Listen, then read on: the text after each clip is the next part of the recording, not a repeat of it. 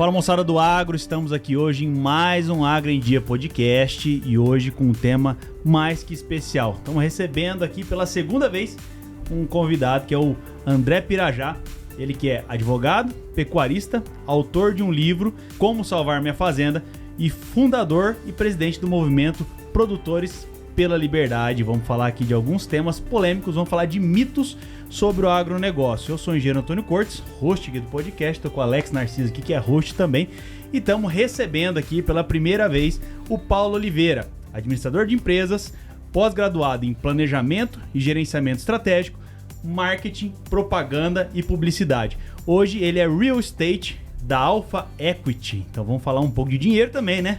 Porque precisa de dinheiro para movimentar as operações, né, Alex? Um produto rural pela liberdade tem que ter dinheiro, né? Então, pra você que não se inscreveu no canal, se inscreve lá, né? Pega o aviãozinho, manda pra todo mundo e vai lá no Spotify, né? E ranqueia, né? Dá 5 estrelinhas pra gente. Porque quanto mais você ranquear e dar estrelinha, a gente vai ficando subindo, né? Pro topo da pirâmide pra poder alcançar vários empreendedores que querem entender um pouco mais de agro, né, Cortez? É isso aí, Alex. Todo mundo aí que tá em casa já ouviu falar de muitos mitos sobre o agronegócio. Inclusive o agronegócio tem tantas polêmicas que envolvem, né, produtores rurais, pecuaristas, agricultores, que, na minha opinião, não deveriam ser temas polêmicos. Como, por exemplo, agroquímicos, quando a gente fala de mercado de carbono, e metano do boi. O peso do boi, o arroto do boi. Então, muitas coisas aí que funcionam muito bem dentro do agronegócio e o pessoal começa a levantar algumas bandeiras assim que muitas vezes a gente que é do agro, né, que tá no meio, no dia a dia, não vê nem sentido no que o pessoal tá falando por aí na TV e na internet. Mas ainda bem que a gente tem pessoas como o André Pirajá, por exemplo, para defender essas pautas aí no agronegócio, esclarecer, trazer luz ao tema. Então, nós vamos falar um pouco hoje a respeito de algumas coisas do agronegócio que acho que o pessoal às vezes tem um conceito errado. E nós na vamos real, esclarecer. antes não tinha, né? Antes falavam pela gente. E é por isso que nós montamos o Agro em Dia, né? Produtor a produtor, né? Nós vamos falar do nosso segmento. Nós vamos falar como o agro funciona de verdade e vamos quebrar esses mitos, né? Então vamos dar início aí, boas-vindas pro nosso colega. Ele é pecuarista, advogado, né? André, fala um pouquinho pra galera, você que tá aqui no Agro em Dia, né? Eu já tenho um livro dele autografado, né? Como salvar a sua fazenda. Né? Não li todo ele ainda, né? Porque ele é grande, mas nós já temos um episódio gravado do André, hein? Mas André, para quem não te conhece ainda, fala aí quem que é o André, o que faz. Primeiro, eu gostaria de agradecer novamente o convite de vocês para estar aqui nessa bancada com pessoas tão seletas. Agora com meu colega, conheci e sem dúvida nenhuma é para engrandecer o debate, né? A gente precisa defender o agro de uma forma onde tem um pouco pelo menos de racionalidade.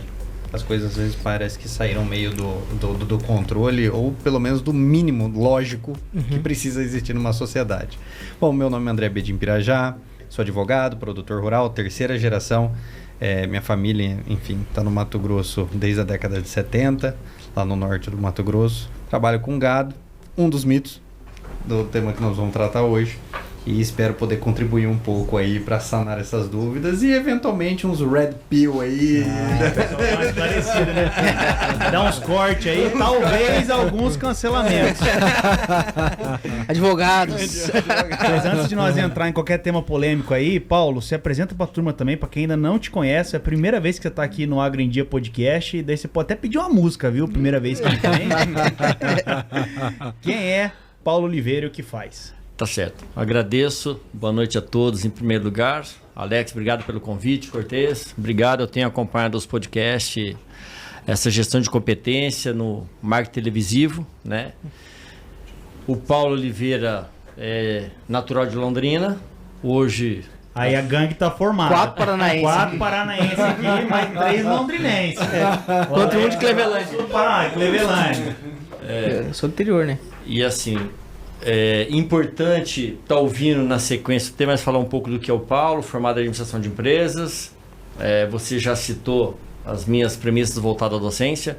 Eu também tenho metodologia de ensino pela PUC, né? Já fui como professor convidado em Londrina, já fui professor também como convidado na FTC na Bahia. Eu venho do agro também em algumas operações estruturadas, como a Belo Frutti, e também dei sequência depois na empresa Singenta.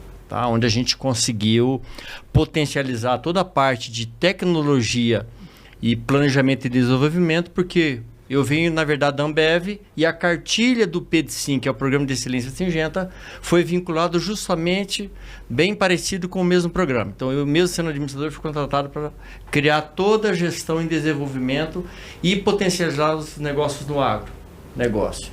Então, assim, o que é importante falar um pouco da Alfa? A gente é uma companhia de investimento, de estruturações financeiras para o mercado de capitais.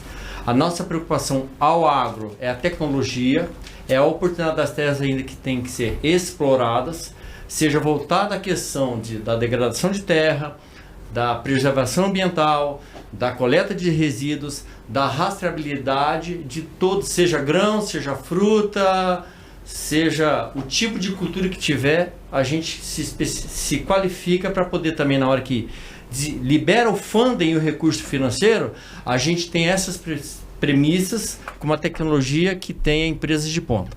Então eu vejo que o motivo aqui hoje de poder estar participando desse podcast é que a gente acreditou na Fazenda Rentável, acredita na Fazenda Rentável e pode ser um propulsor com instrumentos financeiros e estratégias diferentes para o mercado do agronegócio. É isso aí, o cara então, é PhD mais um mesmo. Cara aí para agregar na equipe, né? Esse aí, né? São os nossos cabeça branca dando aula pra gente, né?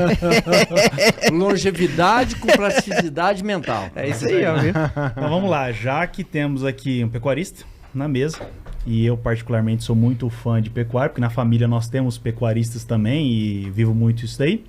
Eu acho que a gente podia começar a falar de um tema que é muito conversado nas redes sociais hoje, que é justamente os gases emitidos pelo boi.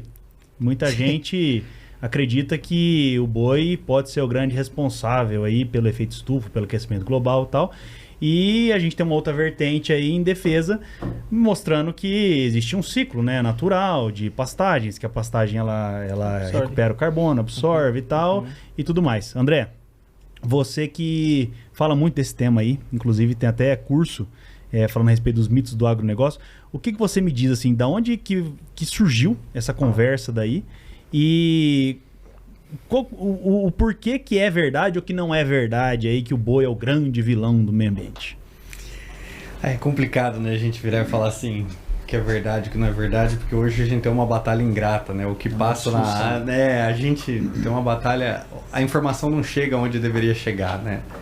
É uma construção de décadas e décadas, né, de pacote climáticos, sobe 5 graus, aí depois não sobe mais 5, sobe 2, aí depois não sobe mais 2, sobe 1,5.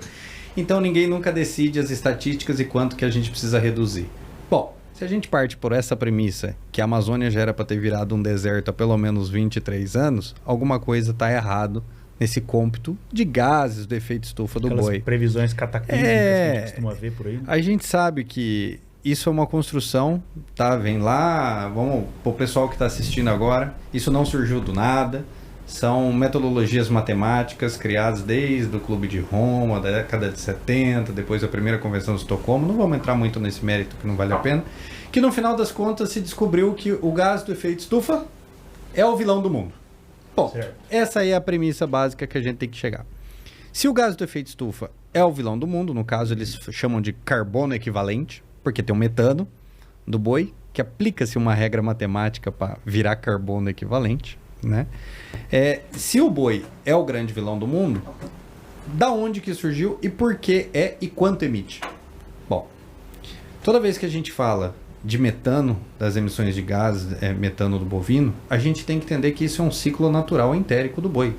Não é o pecuarista que, não, mas o produtor rural está emitindo metano. O produtor rural não emite nada. O boi é um ruminante. Ruminante produz metanos. Ponto. Mas a alimentação do boi é prejudicial para o clima. Tá, o que o boi come? Capim. Mas o boi comeu milho, aumentou o metano. Mas o milho era o que antes?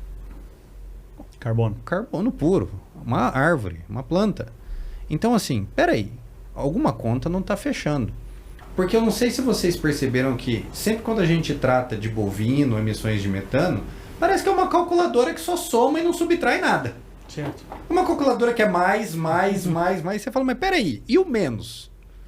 Ninguém fala do menos. Ninguém fala do menos. Será que o boi naquele capim... Será que aquele capim não absorve metano? Ah, não, mas agora, Quer veja dizer, o capim bem. faz fotossíntese, absorve o carbono, é comido pelo boi, espelha o carbono, um E ciclo, né? sabe o que é mais fantástico? Eu e o Antônio, a gente tava conversando nos bastidores, né? E ele, como já trabalhou muito, fez audiências públicas nesse sentido, é muito engraçado que as pessoas só fazem o cômputo da calculadora do que interessa. A própria ONU, né, o painel intergovernamental de mudança climática, ele existe uma metodologia mundial para que exista uma padronização mundial para que se calcule as emissões de gases de efeito estufa. Certo. Aí, É uma regra. É uma regra geral, ou seja, a gente não controla essa regra. Certo. Só por aí já é meio perigoso a gente criar dependência ou não desse tipo de metodologia. Pois bem, o cômputo desses metanos, desses mitos que o pessoal esquece, será que eles calcularam o metano da raiz da braquiária, que está lá, ou só da matéria seca? Aí começa a discussão. Todas as vezes que a gente hoje olha um bovino numa pastagem, nós não estamos falando daquelas integrações que a Fazenda Retável faz, tem projetos, integração lavoura, pecuária, floresta. Não, vamos falar do seu João e da Dona Maria, O que tem pequeno um produtor. sítiozinho, que tem Pecuária boi extensiva. no capim. Pronto, pecuária extensiva. Seu Joãozinho e Dona Maria. Será que aquele boi gera uma pegada climática que ele precisa compensar? Não. Quer dizer, será que eles geram um saldo negativo, vamos dizer assim, né? Exatamente. Não. Porque quando você efetivamente faz a conta, você tem que fazer o cômputo de raiz, de estocagem de carbono no solo. E veja, nós estamos utilizando uma calculadora que a ONU nos deu, Certo. né? Então só esse... Um padrão internacional. Um padrão internacional. Só esse motivo que todas as previsões nunca se atingiram o que deveria atingir, né? Eu não tô nem falando aqui, ó, pessoal, não existe aquecimento global porque eu não quero causar tanta polêmica hoje. Mas só o fato de todas as previsões, todos os cálculos matemáticos feitos desde a década de 70 até hoje, nenhum se Ninguém chegou acertou. ao resultado pretendido. Será que não é questionável toda a metodologia aplicada até agora? Porque se é matemática é o quê? Exatas, não é? E se é exatas deveria dar certo. Nós estamos com o cara do mercado financeiro. Não tem como errar a matemática. 1 mais 1 é 2, cara. Monta o business Quer plan. dizer, Não, quer dizer, não não, tem como. não é uma conta de soma zero. Não é uma... Entendeu? Então o que que é? Bom, se todas as previsões não bateram, alguma coisa está errada. Talvez o objetivo não seja o cálculo de emissões de gases de efeito estufa. Talvez seja o controle da produção brasileira. Como eu já falei em outra oportunidade. Então que a gente vê, por exemplo, diversas ações do mercado internacional, muitas vezes boicotando ou tomando ações que acabam interferindo No preço da commodity. nos preços do nosso produto, né? E daí, não só nisso, mas quando você interfere no preço do produto, você impacta todo o ciclo de produção, né? Porque afinal de contas, o produtor está ali se lascando de noite na terra para tirar um produto que de repente surgiu uma notícia lá no mercado internacional, aí de repente cai o preço do boi, cai a soja, ou até para a comercialização na semana lá, o que o cara faz com o produto? Então o produtor que ele não consegue vender o produto dele é uma cadeia de coisas, né? Ele não compra máquina, ele não desenvolve, ele não toma crédito no banco, então você mexe com a cadeia inteira, né? E a gente vê isso acontecendo todos os dias, né? Sim, e uma das preocupações, até que o Paulo pode tratar muito bem disso, é que parece que hoje existe um pedágio gigante. Para você contratar R$1 de crédito, existem instituições financeiras aí que você precisa entregar tudo para eles. Você fala, não, mas o seu boizinho aqui ocupou uma área aqui, você não pode contratar crédito porque você não pagou o pedágio ambiental. Aí você precisa recorrer. Hoje o produtor rural não vive sem empréstimo, é difícil. A gente precisa, né, trabalhar com o negócio. 100% alavancado. E isso é uma coisa muito boa hoje, ter as estruturas privadas e não mais depender dos grandes bancos. Você precisa trabalhar com pessoas privadas, você precisa a iniciativa privada tomar frente disso. Quanto menor a nossa dependência das instituições financeiras, do crédito oficial, do negócio blá blá blá, talvez comece a gerar melhor os negócios no Brasil. Então quer dizer, cada vez mais você tem um mercado internacional criando parâmetros para produção, então assim, dizendo como a gente tem que produzir e aonde a gente tem que produzir, isso aí falando dentro de propriedades privadas, né? Não vamos nem entrar no mérito de outras coisas. E aí você tem grandes instituições financeiras que acabam aderindo, né, Paulo, a esses programas, porque, por exemplo, não é nenhuma questão de se você adere a certo programa, você tem um benefício na comercialização, um ágio. Mas é uma questão de que muitas vezes você não adere a certos parâmetros de produção, você simplesmente não vende o seu produto, não é? E quando você vai tomar o crédito, é isso daí, né? Isso então é o pessoal, não vou te dar o crédito porque você não atende ao padrão X aqui, X, Y, Z, e simplesmente Não há dinheiro. Você tá fora do programa. É que muitas vezes, assim, a gente, por ser uma companhia de investimento, a gente acaba se preparando tecnologicamente e profissionalmente para entender a performance de cada oportunidade do agro. É o que a gente apresentou hoje no fluxograma com o Alex, um pouco mais cedo, com a Gran Torto, que é parceira nossa. A gente entende que no agro, para ele captar recurso, ele tem performance de conexões como o real estate, como a questão do armazenamento de grãos, como de repente, dependendo da terra, passa uma linha férrea e ele pode conectar um ramal para armazenagem de grãos. Então, a gente se especializou em buscar essas oportunidades para o agro. Uma estruturação. Uma estruturação que acaba tendo instrumentos diferenciados e estratégicos para poder potencializar o negócio do agro. Explica para a turma aí, Paulo, até não expliquei lá no começo, o que é real estate, para o pessoal que está em casa e não sabe. A gente é focado nos negócios imobiliários, independente do tipo de segmento. Seja, a gente tem empresas do segmento portuário que querem investir em centros logísticos terrestres. A gente tem pessoas do segmento de aeroportos privados que investem na área de loteamentos. É onde a gente capta oportunidades de parceria para loteamentos e essas empresas com o fundo que tem ou prolabore que tem de ativo captado mensalmente acabam investindo nesse tipo de segmento para gerar garantias palpáveis para o mercado de capitais. Então, o real estate vamos dizer assim, resumindo, trabalhar com o mercado imobiliário, né? Trabalhar com o mercado imobiliário, mas em várias conexões. Estruturando, né? Uma estruturação. A gente agora, por exemplo, tem uma oportunidade voltada ao real estate, porque eu viajo muito tanto o Brasil quanto o exterior. Então, eu visito sempre muitas oportunidades onde estão prospectando aberturas de adensamento urbano com projetos ícones. Então, a gente pegou uma empresa agora do setor portuário, que ela é uma das líderes em armação de containers, que ela está investindo em centros logísticos terrestres. E uma empresa assinou com a gente para que a gente possa montar 2 conexões, tanto no Mato Grosso quanto no Centro-Oeste, para armazenamento de grãos para ser disponibilizado mais no ramal. Isso é real estate. Ok? Mas aí eu trago toda uma estrutura financeira que eu tenho muitas garantias, além do que ter uma garantia convencional do que um banco de primeira linha. Entendi. Então a gente pensa fora da curva. A gente está vinculado ao Mensa, o nosso CEO está vinculado ao Mensa. Totalmente estruturado. Totalmente estruturado, diferente, com 8 cenários diferentes, às vezes no mesmo dia.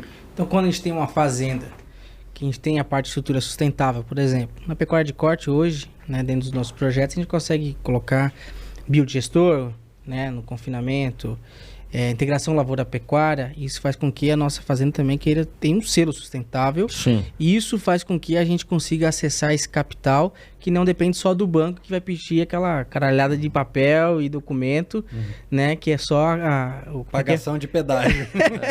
E não é menosprezar. Esse aí é um outro grande tema para a gente entrar. Mas não é menosprezar, porque assim, como a gente é uma boutique de investimentos, muitas vezes não tem um contingente qualificado para que ele possa se especializar para analisar aquele crédito. Tendo essa visão de fortalecer as conexões. Voltado ao real estate e negócio imobiliário, eu atendo muitos clientes do agro que são muito fortes no real estate. Sim. Às vezes ele tem muito mais patrimônio, muito mais funding rápido no negócio imobiliário. Sim. Você vê, né? Isso é uma questão de você tratar, por exemplo, o agro de forma como iniciativa privada, livre comércio. Porque qual que é o pedágio do boi? O pedágio do boi é tornar obrigatório um pedágio ambiental, emissões de gases de efeito estufa. E como é que eles vendem essa pauta para você? Se você for sustentável, é bom ser sustentável, porque se você implementar todas essas técnicas, você ganha mais dinheiro do que não. Mas será que você precisaria pagar esse pedágio ambiental? Será que você não poderia simplesmente virar, igual o Paulo disse, e falar assim, meu amigo, pega um banco eu tenho uma privado. oportunidade para você. Esquece esse negócio de gás do efeito estufa. Vamos fazer um projeto aqui para incrementar a sua pecuária. Vamos colocar um biodigestor, vamos implementar... Você está entendendo? Só que para vender a agenda, eles precisam criar uma virtude. Quando, na verdade, a gente simplesmente poderia falar assim, vamos produzir mais com menos área. Exatamente. Vamos Só otimizar isso. a produção. Sim. Só isso. Você não precisa vender a virtude do salvar o mundo, você não precisa vender a virtude que o boizinho ali tá matando, sei lá o quê. Sabe essas coisas? Você não precisa disso. Até porque, tipo assim, ele mostra pra você lá o ganho. Fala, você tem uma área aqui, por exemplo, você estrutura um projeto lá, você tem uma área aqui, uma pecuária extensiva assim, você tem a oportunidade de ganhar mais numa área menor, fazendo uma integração, reformando suas pastagens, adubando, você pode criar Em outros cima. negócios em cima aqui. E aí, de repente, você tem essas instituições aí que nem você falou, parece um monopólio da virtude, né? Ou você se enquadra no nosso programa X, ou você não é um bom pecuarista, você é um criminoso ambiental, por Esse exemplo. seria o movimento Produtores Rurais pela Liberdade? A ideia é conscientizar o produtor, porque é o seguinte, sabe o que está por trás, basicamente, vamos tratar do metano do boi. Certo. Se você tira o metano do boi da jogada e trata simplesmente como investimento capital, esquece o metano do boi. Esquece a polêmica. Esquece a polêmica. Pensa simplesmente assim, nós estamos aqui hoje para tecnificar os pequenos produtores, incrementar a produtividade deles, porque até 2050 a gente precisa aumentar a nossa produção de alimentos 60%. Vamos fazer uma estruturação. Ponto. Só isso. Esse é o foco. Aumentar a produção de alimentos para atender o mundo, que já existe 800 milhões de pessoas passando fome. Se você só pensar nisso, nós vamos ter um problema. O Brasil vai ser o maior produtor de alimento do mundo. Ninguém segura o Brasil. E se nós formos o maior produtor de alimento do mundo, talvez a gente controle todo o mercado mundial de produção de alimentos. Agora, como ter o Brasil na rédea?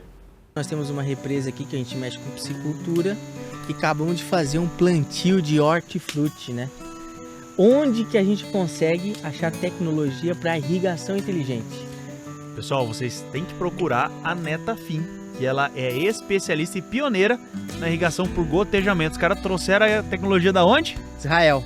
Que é um lugar que não chove, ou chove muito pouco, e trouxeram aqui pro Brasil. Então são especialistas em irrigação. Boa parte das nossas fazendas tem um potencial hídrico gigantesco, então a gente pode colocar não só na agricultura, mas principalmente no hortifruti. É isso aí, Alex. E tendo várias atividades dentro da fazenda, como essa daqui, produção de grão, pecuária, hortifruti, muitas outras coisas, você precisa de um verdadeiro software de gestão para você poder cuidar de tudo isso daí. E qual software que a gente pode usar? TOTOS, o melhor software de gestão completo, onde vai integrar toda a parte de produção agrícola, beneficiamento, packing house e a industrialização. Então não importa se a sua fazenda é pequena, muito grande, tem poucas ou muitas atividades. Você consegue junto com o pessoal da TOTOS, que tem a solução completa para você gerenciar o seu negócio. Exatamente. E se você quiser fazer um novo empreendimento na sua fazenda, como uma unidade armazenadora de grãos ou um outro grande empreendimento, Construir uma represa que nem essa, fazer um quiosque, fazer uma mega de uma estrutura de uma fazenda, você precisa de um estudo de viabilidade, entender qual que é a melhor solução construtiva. E tem uma empresa que integra tanto projetistas como a parte de orçamento, construtivo e ajuda a dar soluções. Que é a Suprema, Soluções Agroindustriais, aqui de Goiânia, que atende o Brasil inteiro. É isso aí, pessoal. Procura o pessoal da Suprema. E o Alex, se eu quiser investir no agronegócio, nas operações aqui na fazenda, sem precisar sair de casa, E a gente quer fazer essa infraestrutura toda, tanto de lazer quanto de negócio, nós vamos investir na Audax Capital, certo? Que ela financia produtores rurais e também trabalha com antecipações de recebíveis. é isso aí, pessoal. Então procura o pessoal da Audax Capital. E também se você tiver precisando resolver um problema contábil, inclusive de assessoria jurídica na parte de contabilidade, também você pode procurar o pessoal da Agritax. Agritax, então que vai contemplar todas as atividades com os quinais da sua fazenda, estudando a questão tributária, né? Você às vezes é produtor rural, pessoa física, mas tem uma parte de beneficiamento, um packing house, uma indústria, então você tem que fazer esse estudo tributário, porque depois no final o leão vai te morder. Exatamente. Se você tem na sua fazenda aí diversos produtos a granel, produtos sólidos, pastosos, ou se você trabalha com uma indústria que produz coisas que têm que ser transportadas e armazenadas da maneira correta, você pode procurar o pessoal da Conteflex. São fabricantes de bag, que inclusive eles fazem sob medida para o seu negócio. Tem um produto totalmente diferente, procura. A Conteflex para produtos a granéis. E eles vão desenvolver isso aí para vocês. E também não podemos deixar de falar aqui da construção, com a construtora que está em Rondonópolis, mas atende todo o Brasil, que é a construtora Coproenco. É isso aí, pessoal. E agora vamos continuar no nosso episódio aqui, que tá sensacional.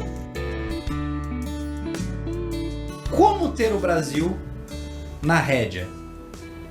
Vamos criar um pedágiozinho que se eventualmente eles estiverem crescendo demais, a gente muda a metodologia, por exemplo, do mercado de carbono, que é controlado pela ONU, pelo painel intergovernamental da ONU, que a gente aumenta a meta deles, reduzindo a produtividade, desestimulando produtores.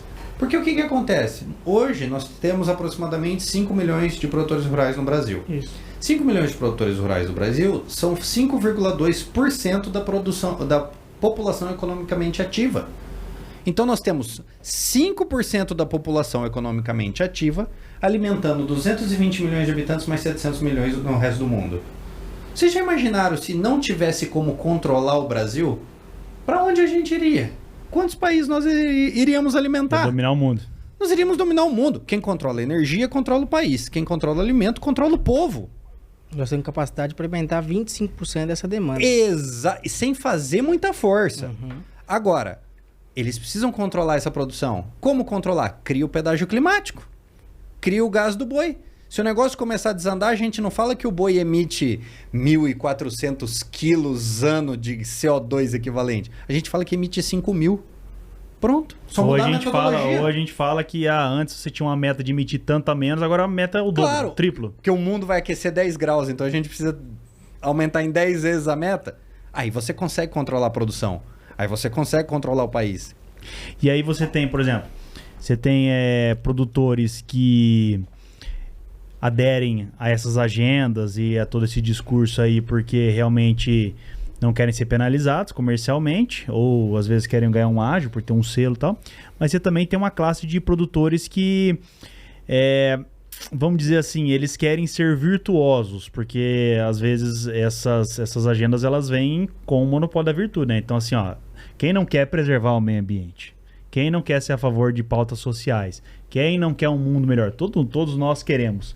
Aí essa turma simplesmente vem com uma propaganda em cima, dizendo, se você não for assim, nesse nosso método aqui, você é um criminoso, você não você não está apto a estar na sociedade. Então ninguém quer isso, todo mundo quer ser virtuoso. Então eu acho que assim, tem uma grande onda também do próprio pecuarista, não vamos generalizar, lógico, mas tem muitos, que eles mesmo, vamos dizer assim, como se fosse dar um tiro no pé, então aderem a certas agendas, que na verdade é uma coisa que lá na frente pode culminar num prejuízo produtivo para ele. Eu acho que eles estão alimentando um monstro que vão comer eles no final. Se você se vender pela agenda e não pela produtividade, pelo incremento, pela tecnificação, ou seja, você está se vendendo pela agenda. Quer dizer, você não tá pensando, em vez de você vir com uma operação toda estruturada lá e tal, você não, simplesmente, porque é isso e não faz nem conta. Exatamente, eu acho. E tem todo um romantismo, né? A virtude. Se você aderir ao programa ABC Plus, por exemplo, que é de reduções de gases do efeito estufa, e for implementar um projeto do ABC Plus, tem juros reduzidos. Então eles estão comprando a virtude, eles não estão mais vendendo a ideia de tecnificação do agro. Por que não fazer? Bom, se é para salvar o planeta, não tinha que ter juros, né, Paulo? Eu estou prestando um serviço para o planeta, então tinha que nem ter juros. Então, pô, peraí, o que está acontecendo? Por isso que a conta não bate. Agora é o seguinte, quando a gente fala assim, todo esse mercado estruturado, sustentabilidade e tal, a gente pensa muito nas grandes empresas, né? São grandes empresas que têm a capacidade de implementar diversos programas diferentes. Porque você pega assim, grandes empresas que, sei lá, o cara que gerencia lá 100 mil cabeças de boi ou mais que isso, ele tem caixa, ele tem crédito, então ele consegue estruturar projetos, contratar consultorias. Mas e os produtores lá? Você citou o Joãozinho, a Mariazinha, que está lá com 100 hectares, 80, lutando para sobreviver, trabalhando sol a sol, até depois do sol se pôr. E como é que você vê, André, essa agenda toda aí? Porque esse pessoal muitas vezes está alheio a tudo isso que está acontecendo. O cara está lá produzindo a propriedade dele. Você acha que isso aí vai chegar a um certo ponto que vai afetar essa turma aí de maneira geral? E como? Ou o pessoal vai ficar alheio a esse tipo de movimento aí? Vai ficar só com os grandes mesmo? Eu acho que se não tiver operações estruturadas de empresas privadas focadas em fornecer créditos para os pequenos e médios, sair da linha oficial, bancos, aquela turma, tem que ter pessoas, né, fora da caixa. Eles serão os primeiros afetados, porque essas pessoas não aguentam o nível da tecnificação. Eles não têm como implementar isso, porque, primeiro, Não basta simplesmente você ter o dinheiro. Basta você ter pessoas tecnificadas para tocar a operação. Não adianta eu te financiar um trator com GPS altamente tecnificado que planta sozinho se você não sabe nem pilotar o trator.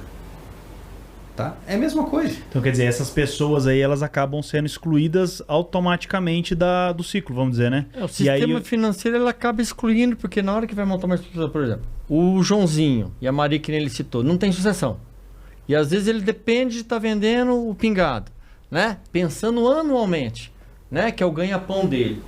Então, a gente entende que realmente vai minando, vai diminuindo, o médio vai comprando esse pequeno e, consequentemente, o grande já vai olhando o médio para fazer uma fusão ou para poder estar incorporando. A gente que é da terra do agro, a gente entende um pouco sobre isso, né? Então, eu entendo, foi o caso do mamão, foi um complicador, né? A gente pegou algumas situações, eu vim de uma gestão de uma grande, que hoje é líder no mercado, maior exportador de mamão, que tem a ver com que o doutor está exemplificando aqui. Tinham vários pequenos produtores que acompanhavam o ritmo da commodities, do preço, né? É 10 centavos, não, mas hoje está 4 quilos do mamão. Então, principalmente ali a região do norte do Espírito Santo, tinha toda essa conexão. Então, criou uma impulsividade alheia, que quando veio o preço, o dowsing de preço, aí os pequenos, os grandes começaram a incorporar. Vou comprar terra, e o pessoal começou a migrar para a cidade, principalmente o norte do Espírito Santo e o sul da Bahia. Onde a gente conseguiu também nessas conexões potencializar os grandes, que foram buscar tecnologia, foram buscar o controle de mosca das frutas da mosca média do Aldo Malafaia, que está lá em Petrolina, que começou a eliminar as viroses para poder precificar melhor o produto. Porque quando você manda um container e achou mosca das frutas lá nos Estados Unidos, incinera o container, são $15 mil. Ah, não vai pagar, já está notificado no Banco Central, não faz mais operação. Então, assim, o mamão teve esse exemplo precário no norte do Espírito Santo. E empresas grandes que acabavam contratando, como duas que eram grandes players gigantes aí, elas quebraram. Não aguentaram, porque o pequeno não aguentou. Ele não teve capital para comprar, porque ele desviava o dinheiro para outras conexões, né? Para mercado de capitais, mercado financeiro como um todo. Então, eu concordo com o que ele está falando, e a gente está assim, entendendo esse mercado do agro. Eu também, em 2007, me entrevistaram para o Hortifruti Exago falando um pouco do subsídio da agricultura no agronegócio. Eu deixei bem claro que era, bati bem forte no governo sobre a questão do subsídio, sobre a questão do apoio financeiro, sobre a questão da tecnologia. Então, sim, eu sou a favor que realmente não é nem termos polêmicos, mas são impulsividades para que possa abrir a mente do agricultor no agro, independente do tamanho dele. Certo. Você pega, por exemplo, naturalmente, o agronegócio, como todos os outros setores, ele vai evoluindo com o passar dos anos. Então a gente tem lá, desde do começo da agricultura, dos primeiros relatos, depois a gente tem a mecanização da agricultura. Então, assim, quando você tem, por exemplo, antes, quando não havia mecanização na agricultura e passou a ter, muda a rotina de trabalho, muda a produtividade, muda a produção do agronegócio. E eu entendo que, assim, existem vários movimentos de empresas, então empresas maiores comprando menores, produtores saindo da atividade, outros entrando na atividade. Só que daí a gente está falando de uma relação de mercado privado, vamos dizer. Então, assim, eu sou produtor, o André é produtor. O André produz 10 vezes mais que eu. O André fala assim: Antônio, gostaria de arrendar a tua área. Eu compro a tua área, que você é meu vizinho, e eu acho que faz sentido aumentar a produção aqui. E, pô, pra mim faz sentido vender pro André. Então, eu tô vendendo. Então, até aí, temos aqui um mercado privado, né? Então, o menor vendendo pro maior. Agora, o problema, eu acho que o grande problema dessas políticas aí que a gente vê é justamente forçar, às vezes, o produtor a sair de uma atividade por causa de questões, e daí a gente pode começar a entrar em outras polêmicas, né? A gente fala muito, uma outra polêmica, né, na minha opinião, não deveria ser tão polêmico assim, é a questão da utilização dos defensivos agrícolas. Então você pega hoje, por exemplo, o defensivo agrícola, ele é um desenvolvimento tecnológico que ele veio para ajudar em produções de grande escala, certo? Então, porque a gente tem que manter a alimentação, né, do mundo, a gente tem que manter o controle das invasoras, né, dos invasores. Você tem que disseminação das pragas, né, que querendo ou não. Você tem que alimentar o mundo. Aí para isso você precisa de grandes áreas de produção agrícola e que deem uma produção comercialmente viável para que os produtores continuem produzindo e fornecendo, certo? E você tem os químicos que são controle para as pragas, que vamos combinar aqui. Se pudesse não utilizar químico, André, nós somos produtores os primeiros a pular fora. Pensa num trem caro. Você leva o defensivo agrícola dentro da fazenda. É caro pra caramba. Você corre risco de ser roubado. Uma estradinha cabe 2 milhões de reais de defensivo. Você tem que fazer uma puta de uma estrutura na fazenda pra você poder colocar. Tem que fazer o barracão, tal, tudo. Então o funcionário que mexe com isso tem insalubridade. Então muitas vezes o produtor ele é atacado por usar agroquímicos, mas cara... Como se ele quisesse, né? Como se ele quisesse usar. Então a gente seria o primeiro a falar, não, existe uma técnica aqui, ó, tem uma água com gengibre e fumo aqui que se você usar ela, você não precisa mais usar glifosado. Porra... Meu Deus do céu, glifosato não, o fumo é para controle de pulgão, né? Outras pragas. Não sei, nem sei se é ou não, cara. Nossa. Tô falando aleatoriamente aqui. Mas enfim, por que existe um ataque tão grande? Eu vou dar minha opinião que é por desinformação. Porque você tem países que por hectare ou por tonelada produzida usa muitas vezes mais defensivo agrícola do que o Brasil. Agroquímicos, defensivo agrícola. O Brasil tá no ranking. Quando você trabalhou... A Singenta fez um trabalho desse, tentar conscientizar na época. A gente fez um trabalho, foi bem consciente, junto aos distribuidores e os agricultores, que foi um produto que foi lançado para o café, aplicado só uma vez no ano. Qual foi a vantagem? Por isso que é importante você trabalhar com a informação e com o dia de campo, que é o nome que a gente denominava na época, que é assim, levar a informação privilegiada para o agricultor, seja pequeno, médio ou grande. O que aconteceu? O mamão, volta e meia, tem que ser trocado de terra a cada 3 anos, por conta das viroses. A maioria das terras elas são arrendadas. Surgiu a ideia de, principalmente no sul da Bahia, levar o café, que automaticamente, onde as terras estavam sendo finalizadas, já gerava o consórcio no último plantio.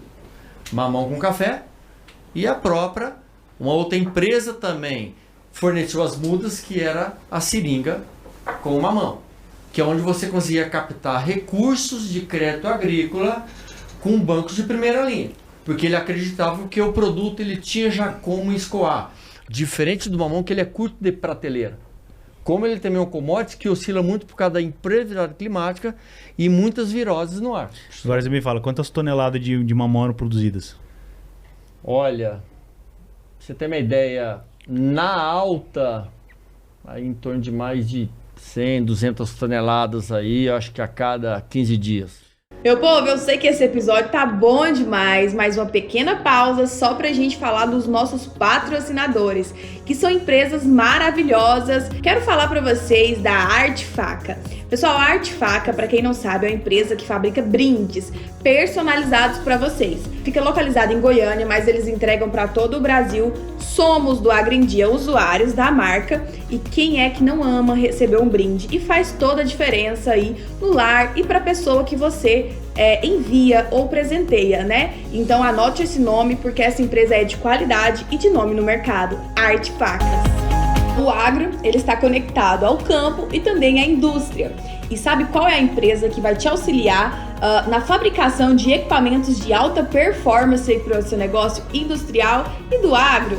A Momesso. Para quem ainda não conhece a empresa, tá aparecendo o QR Code, ligue a câmera do seu celular, confira mais um pouco de como funciona e um pouco do catálogo de máquinas disponíveis para você e para o seu negócio. Tô falando aí da empresa topzera Momesso.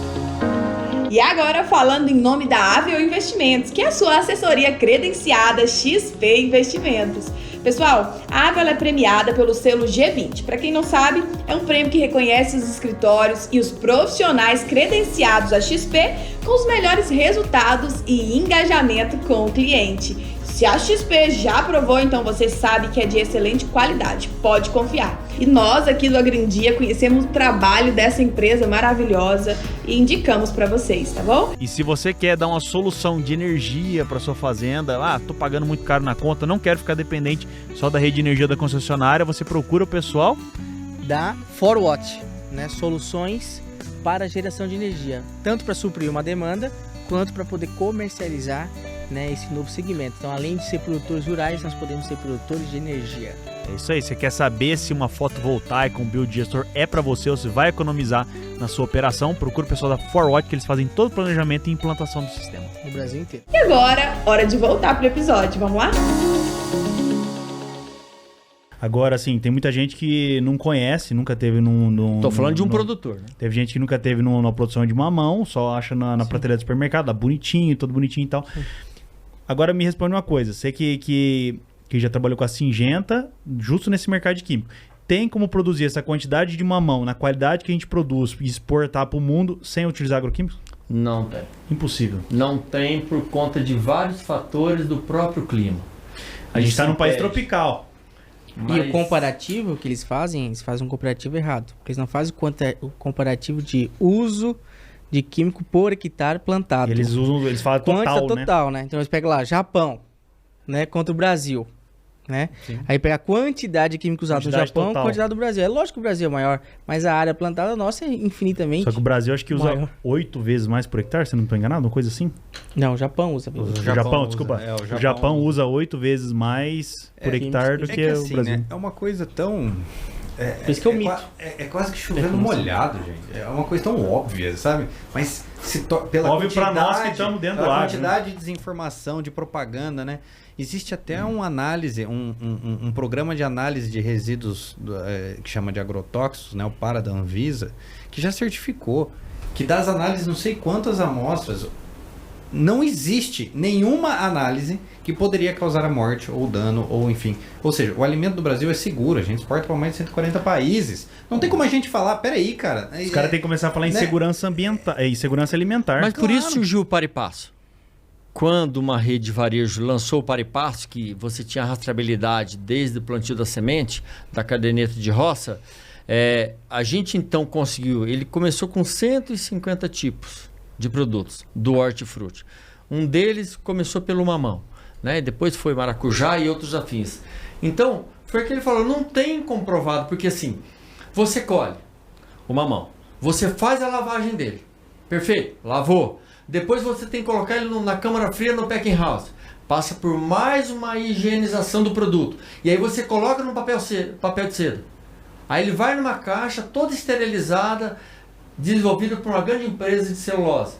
Então existe uma tecnologia para que esse fruto chegue com uma alta qualidade, para que tenha uma boa nutrição alimentar. Feito um monte de análise, aí tem aquela turma que canta funk, às vezes, ou não entende nada do agro e chega e fala assim, porra, sabe quantos litros de defensivo ou quantos quilos de defensivo um brasileiro consome no ano?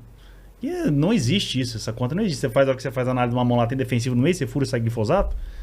Não, isso é louco. Você pega maçã e pera. Da entrevista estava participando o Pierre, que é presidente da comissão, na época era presidente em 2007, 2008, da comissão da maçã e da pera no mundo. Estoca até quase um ano. Tem grandes packing house no Brasil e como no Chile, que eu também fui convidado pela Aliança Pro Chile, para entender um pouco o mercado da fruticultura, para colocar no nosso varejo alimentar. Não tem. Você faz a rastreabilidade da fruta, tá lá, tá quase um ano na câmara fria. E a gente recebe com o mesmo BRICS, que é o teor de açúcar da fruta, que não cai a qualidade. Aí você vai falar que foi o defensivo. Não, foi a forma como foi plantada, com a semente no solo, como ele foi fertilizado e como foi prescrito, a forma para ele poder se potencializar no crescimento dele. A gente tem uma experiência aí no mundo, né, que em países tropicais é diferente você plantar nos Estados Unidos, né? Nos Estados Unidos você tem inverno. Sim. O inverno do ano congela tudo. O inverno, por sua natureza, sua própria natureza, ele é um defensivo natural. Agora, no Brasil, não, meu amigo. Aqui é calor. Sim. Aqui o bicho se desenvolve e ainda vira uma metamorfose ainda. O negócio é... Não tem Rápido, como você trabalhar A gente sem... viu Você isso colhe, lá você colhe o algodão, os bicudos correm tudo pro mato, aí fica quietinho lá e planta algodão de volta. Exatamente, não Por tem que existe como. vazio sanitário, né? Claro. Porque tem praga o ano todo. Não tem como, então a gente precisa mudar a cultura. E outra, se não fosse seguro, para, gente. Olha aí o que está acontecendo. Né? Todo mundo come, todo mundo... E não tem como produzir. Lá no Sri Lanka, teve um produtor rural lá que implementaram no Sri Lanka, proibiram, na verdade, produtos químicos no Sri Lanka, a produção caiu para 1/6. Ou seja, o cara não produzia mais nada. O que teve? Gerou fome. Ah, André, mas o orgânico, ele vai, igual o pessoal havia comentado, o orgânico é a melhor coisa do mundo, ele vai salvar o mundo. Tá tudo bem, cara. Quando a gente conseguir produzir em grande escala, sem defensivo, primeiro que vai agradecer, graças a Deus, é o produtor rural, porque o defensivo agrícola é 1/3 do custo de produção dele. Sim. Então, se ele puder tirar isso, cara... Não, mas o pessoal põe você na parede, né? Fala assim, começa assim, mas você não gostaria de consumir um alimento totalmente natural, sem presença de químicos, saudável, é a virtude, né? Lógico que eu gostaria. Não, então temos que fomentar, tá, mas tudo bem, concordo com você, companheiro. Concordo que o alimento orgânico, ele é excelente. Agora, produzido no vasinho, na hortinha lá de casa, é lindo, né? Um pezinho de tomate. Agora planta em grande escala. Agora planta em grande escala, meu amigo. Em Como curto é que espaço de faz? tempo, né? Como é que faz? Como que você prescreve Tem que um trazer fertilizante soluções. em grande escala para um alimento orgânico? O custo operacional ele fica gigante. E outra coisa, quando E a gente fala... população não tem condição de pagar. Quando a gente fala da transgenia, do transgênico, e aí? Né? Que você tem, assim, tecnologias que vieram para, inclusive, utilizar menos defensivo, menos produtos Claro. químicos. Já estamos usando, E aí né, o os orgânico biológicos. também não pode ser transgênico, né? Então, é isso que eu não entendo. Então, A você não pode mesma usar galera nenhuma tecnologia. que não quer o defensivo também não pode o transgênico. Não quer transgenia. Aí pode o quê? Como é que nós vamos fazer para manter a Vamos voltar a ser roça? caçadores-coletores. É só se for, porque Né? não tem outro jeito. A gente vai ter que disputar espaço com as girafas na Amazônia. Fazer um recorte paralelo aqui pra galera. Vocês acham que o problema é defensivo agrícola, né? Eu vou falar qual que é o problema pra vocês. Pega 1 grão de arroz. 1 grão de arroz no prato de todo brasileiro durante um ano. Ah, não precisa ser um ano não, põe um dia só, vamos fazer a conta mais fácil. Um dia, tá? Tá com a calculadora aí, ô Cortes?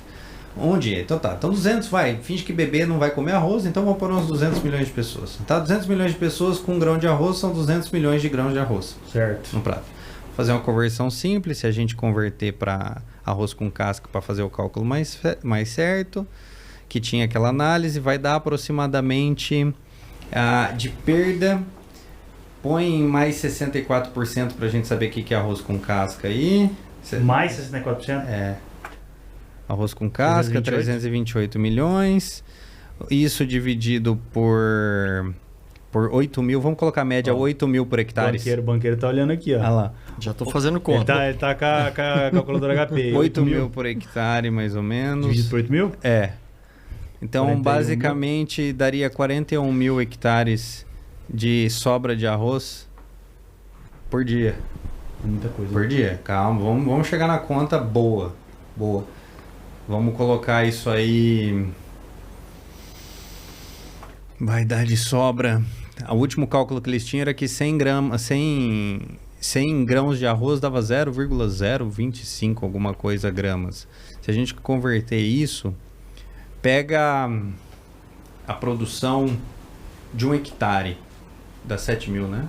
7 mil, 8 mil. 6 mil quilos. Se a gente pegar esse cálculo, nós vamos falar hoje de uma sobra de arroz, 5 mil quilos de arroz limpo. Quanto que dá 8 mil hectares para arroz limpo?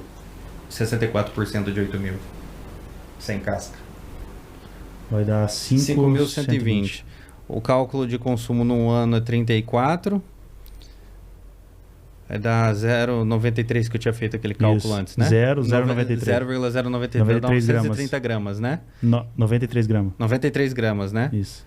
Quantas pessoas alimentariam 93 Isso gramas? aqui dividido por 0,93? É. 55 mil? Então, se todo mundo deixar 1 grão de arroz no prato hoje no Brasil, a gente alimenta 55 mil pessoas. só de desperdício de 1 grão de arroz? Será que o problema é defensivo agrícola mesmo? Será que o defensivo que é o vilão, né? Será que... Como é que nós vamos combater a fome? Porque o orgânico... Né? Eu tô falando um grão de arroz. Um grão de arroz. Joga aí no Google. Qualquer um tá com dúvida, filhão. Joga, igual o Cortes fez outro dia. Tá com dúvida, filhão? Joga lá. Grão de arroz desperdiçado. Aí você vai pesquisar. Tem Embrapa, tem todo mundo. Você vai chegar nesse cálculo aqui. Tá? Então, assim, isso aqui é um combate. Mas nós estamos falando que o desperdício...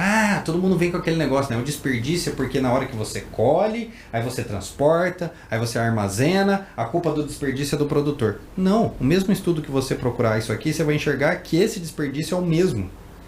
Você se desperdiça na mesma proporção o consumidor final com o que acontece no campo. Só que no campo não dá para controlar. E aqui talvez dá. E como você controla isso aqui? Com políticas, por exemplo, que não tem no Brasil hoje. Autorização, o supermercado tem um produto que está para vender, nós precisamos de uma autorização para doar aquele produto que está para vencer, por exemplo. No Brasil não pode. Em países como os Estados Unidos pode. Você pega um produto que ainda tem qualidade para consumo. Claro, por que não? Dele tá curto, Será que a gente tem que ficar discutindo metano do boi, o agroquímico, ou resolver o problema da fome aqui? Um tiro de canhão no lugar errado. Exatamente. E você pega o pior que muitas vezes a pessoa que vem aqui nas nossas publicações na rede social, porque a gente tem hater, a gente tá ficando famosinho, né? Já tem uns haters já. É a pessoa que vem fazer um comentário aqui na rede social, que ela é contra a emissão de carbono, que ela é dona da virtude, ela tá comentando de um smartphone usando a internet na casa dela à noite com energia e tal. Então, assim, quanto de emissão de carbono essa pessoa gerou para fazer um comentário ali na rede social? Aí o cara comentando que esse alimento do agro é tóxico porque usa agrotóxico, gosta de falar essa palavra, repetir essa palavra, mas aí chega à noite e usa uns químicos na balada, né? Que é muito pior, né? Gosta de um remedinho, um tarja preta, um negócio, né? Então, muitas vezes é a hipocrisia dessa turma aí comentando e tal, e justamente dando um tiro de canhão no lugar errado, né, velho? Ô, Paulo, você sabia? Não, a gente perde tempo. Você gosta do químico? Aqui, ó. Eu sou da galera da cidade, galera né? do químico. A gente perde tempo pra tentar defender o agro. Perde tempo, pode dizer, porque isso é a paixão nossa, né? Não existe... não existe nenhuma das atividades posteriores. Quieto em casa no domingo, sem nada pra fazer, fala, rapaz, vou lançar uma treta aqui. Vou arrumar uma treta aqui. Eu achei um tal de um Shift Project, eu não sei o que fazia contabilidade de carbono do mundo digital. Eita, caralho. E os caras com aqueles algoritmos matemáticos, o mesmo algoritmo matemático que eles usam para sacanear o produtor rural, os caras estão bebendo do mesmo veneno.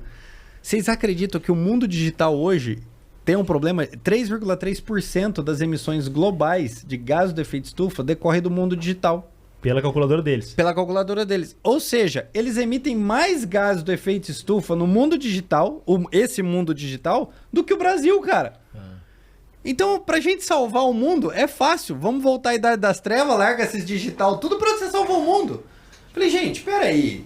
Tem alguma coisa errada. Essa virtude aí, um tweet da Greta gera mais carbono do que o boizinho no pasto, cara. Aí o pessoal vai criticar muitas vezes lá o produtor, a Mariazinha, o Joãozinho, que tá lá com o boizinho no pasto, sendo que o cara usa de todo o conforto, tecnologia e tal, que precisou ser desenvolvido muita cultura, muita área precisou ser aberta para poder desenvolver isso que nós estamos hoje, para poder construir esses microfones, essa mesa, o teu pendrive que você tá fumando aí também. Então, orgânico. Exatamente. Então, assim, a sociedade, ela vive... agora, lógico que a gente pode discutir maneiras de diminuir o impacto, de a gente ser mais sustentável, como você falou, de implementar políticas, tecnologia que vai melhorar as coisas. Agora, o que não pode é a gente ficar assim, juntar os quatro aqui, simplesmente meter o pau no produtor, como se a gente, vamos supor, nós quatro aqui na cidade, como se nós não tivesse participando do problema, né? Claro. Mais um outro item que é bom a gente falar, né? Já que a gente tá falando de polêmicas do agro, ainda mais agora, né, que nós estamos sendo liderados, né, por uma turma, né, diferente um pouco da gente. Esse item desapropriação de terras, né, que foi um medo gigantesco, né?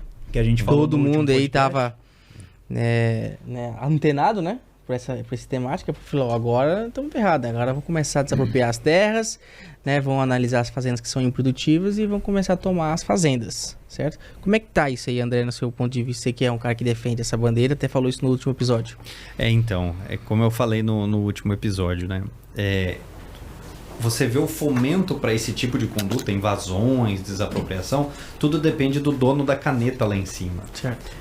Porque o que nós observamos, e não é inventar roda, né? O que nós observamos na história, desde 95, o governo Fernando Henrique, até o último governo Bolsonaro, é que existe uma correlação entre dono da caneta e o número de áreas adquiridas ou desapropriadas. Certo. Tá? E o conflito social, para quem ainda não assistiu o último podcast da desapropriação, tá bem aprofundado lá. A gente fala bastante desse tema. Existe essa correlação, ocorre pela existência de tensões sociais. As tensões sociais fomentam a aquisição de terra pelo Estado. Isso é um dado histórico. O dono da caneta mais o número de invasões de terra gera aquisições de terra pelo Estado. E eu vou te falar uma coisa, eu fiquei bem preocupado, eu já era um pouco preocupado com esse assunto aí, depois que eu tive uma aula com o André, eu fiquei um pouco mais preocupado, porque você tem que andar na linha tanto com a parte, como é que é, André? A parte trabalhista? A parte trabalhista, ambiental. Ainda o grau de utilização da terra, que a gente havia comentado, se você tem uma fazenda de 100 hectares que você poderia explorar 100 hectares, né? Você tem que utilizar 80% desse grau de utilização. Nós temos o grau de eficiência, que é a sua capacidade produtiva nesses 80 hectares, por exemplo, ou 100, se você quiser abrir 100% do permitido, né? Vamos dizer assim. E aliado a isso, o bem-estar do empregado e do empregador, que é o item mais subjetivo do mundo. Aí você começa a criar dentro de cada item um monte de subjetividade. Fala, putz, eu posso andar pianinho, tudo certinho, e fazer estrutura nas fazendas não é barato. Para você andar pianinho, você tem que ter o depósito defensivo, depósito de embalagem vazia, oficina mecânica, alojamento, e vai refletir na produtividade. Então, se eu não tiver uma produtividade em alta escala, intensiva, como é que eu vou pagar essa conta? Exatamente. Como é que você, se eu não faço, você paga? Vai me desapropriar. Nós temos uma represa aqui que a gente mexe com piscicultura e acabamos de fazer um plantio de hortifruti, né? Onde que a gente consegue achar tecnologia para irrigação inteligente? Pessoal, vocês têm que procurar a Netafim, que ela é especialista e pioneira na irrigação por gotejamento. Os caras trouxeram a tecnologia da onde? Israel. Que é um lugar que não chove, ou chove muito pouco, e trouxeram aqui para o Brasil. Então são especialistas em irrigação.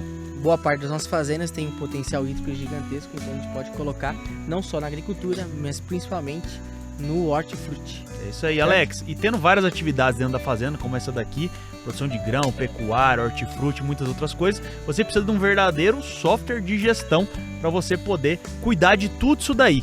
E qual software que a gente pode usar? TOTOS, o melhor software de gestão completo, onde vai integrar toda a parte de produção agrícola, beneficiamento, packing house e a industrialização. Então não importa se a sua fazenda é pequena, muito grande, tem poucas ou muitas atividades. Você consegue junto com o pessoal da TOTOS, que tem a solução completa para você gerenciar o seu negócio. Exatamente. E se você quiser fazer um novo empreendimento na sua fazenda, como uma unidade armazenadora de grãos ou um outro grande empreendimento, construir uma represa que nem essa, fazer um quiosque, fazer uma mega de uma estrutura de uma fazenda, você precisa de um estudo de viabilidade, entender qual que é a melhor solução construtiva. E tem uma empresa que integra tanto projetistas como a parte de orçamento construtivo e ajuda a dar soluções.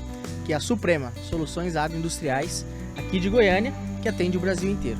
É isso aí, pessoal. Procura o pessoal da Suprema. E o Alex, se eu quiser investir no agronegócio, nas operações aqui na fazenda, sem precisar sair de casa... A gente quer fazer essa infraestrutura toda, tanto de lazer quanto de negócio. Nós vamos investir na Audax Capital, certo? Que ela financia produtores rurais e também trabalha com antecipações de recebíveis. É isso aí, pessoal. Então procura o pessoal da Audax Capital.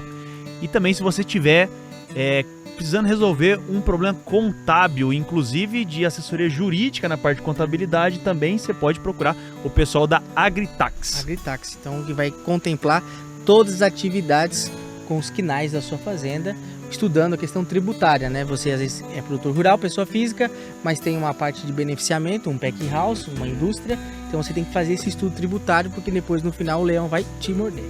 Exatamente. Se você tem na sua fazenda aí diversos produtos a granel, produtos sólidos, pastosos, ou se você trabalha com uma indústria que produz coisas que têm que ser transportadas e armazenadas da maneira correta, você pode procurar o pessoal da Conteflex. São fabricantes de bag, que inclusive eles fazem sob medida para o seu negócio. Tem um produto totalmente diferente, procura.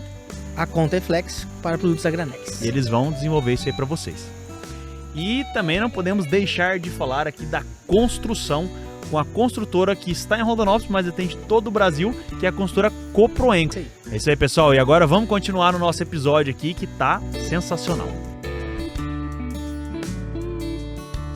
Não é uma briga todo dia. Mas vamos voltar àquele que você falou lá no último episódio, que a terra não é nossa, né?